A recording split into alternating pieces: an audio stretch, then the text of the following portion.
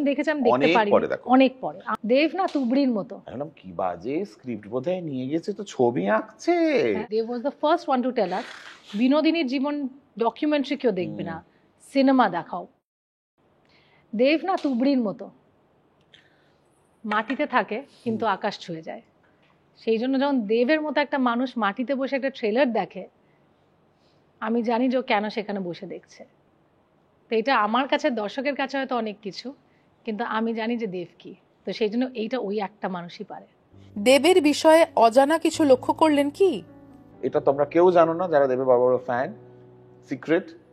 আমি প্রথম দেখেছিলাম যে আমি দেখে একটা ডায়েরি বার করে ও এ করছে, আমি ভাবছি প্রথম যখন নারেশন দিচ্ছি ও রুক্মিণীও ছিল, আমার এক্সপিরিয়েন্স বিকজ আমি এটা দেখিনি ওকে, আমি বললাম কি বাজে স্ক্রিপ্ট বোধহয় নিয়ে গেছে, তো ছবি আঁকছে।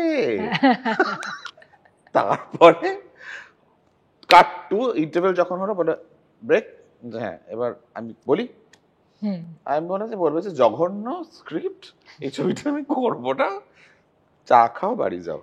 কিন্তু না, কাট টু প্রত্যেকটা পয়েন্ট, প্রত্যেকটা জায়গায় যেখানে যেখানে ওর প্রশ্ন ছিল সেইগুলো কিন্তু ও নোট ডাউন করেছে।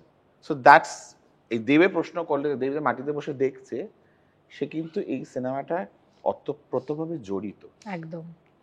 আর যখন সে সিনেমা করে, যাই সিনেমা করুক, অভিনয় করুক, প্রযোজনা করুক বা যাই করুক, পুরো সম্পূর্ণভাবে সে সেই সিনেমাটাকে তার নিজের মনে করে। এবং আমাদের একটা ভাবনা ছিল, কিন্তু আমাদের বলার আগে Dev was the first one to tell us জীবনটাকে বড় করো, সিনেম্যাটিক করো।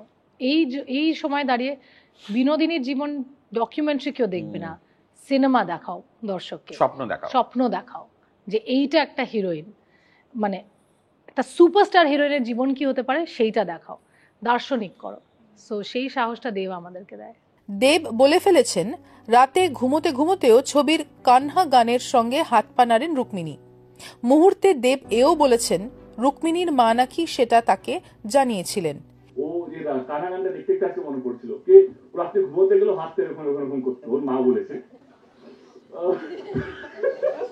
সত্যি ওর মা বলেছে, এই মায়ের ভিডিও আপলোড করে দিও। তো ও এতটাই ডেডিকেটেড ছিল, ওর কস্টিউম খুব কিনিকি, সব করে জিনিস নিয়ে, ওর প্রমোশন ভালো হচ্ছে না কেন, খাদানের মতন প্রমোশন হচ্ছে না কেন, কেন এইটা ওইটা, আমি বললাম যে বিনোদিনীর জায়গায় খুব ভালো আছে। দেবের কথাগুলো বলার সময় আপনি মাথায় হাত দিয়ে বসেছিলেন। হ্যাঁ, কারণ ও এমন পজ গুলো নেয় না, খুব ভয়ঙ্কর হয় ওর পজ গুলো, ও যেমন করে, হ্যাঁ ওটাও সেন্স অফ হিউমার, অনেকে বুঝতে পারে। হ্যাঁ, এবং আমার মা আর দেব সত্যি ভীষণ ভালো, মানে আমার সাথে দেব যতটা না ভালো ওপেন বা বন্ধু, মানে সেদিক থেকে আমার মায়ের সাথেও ভীষণ অসম্ভব একটা ভালো সম্পর্ক, যেটা দেখে আমিও খুব রেগে যাই মাঝে মাঝে, আমি দুজনকে একসাথে বকেও দিই যে তোমরা এগুলো বন্ধ করে। এবং আমার মা সত্যি বলেছে, কারণ আমি তো জানতাম না, মানে স্লিপ ওয়াক শুনেছি, স্লিপ ডান্স আমি কোনোদিনও শুনিনি। এবং আমি সত্যি ঘুমের মধ্যে নাচতাম, আমি কান্হা নিচে, মানে সিনেমা শুটিং এর পরেও আমি নাচতাম, মানে শেষ হয়ে গেছে, এবং আমি ডায়লগস বলতাম, এবং সেটা খুব ভয়ঙ্কর হয়ে উঠেছিল।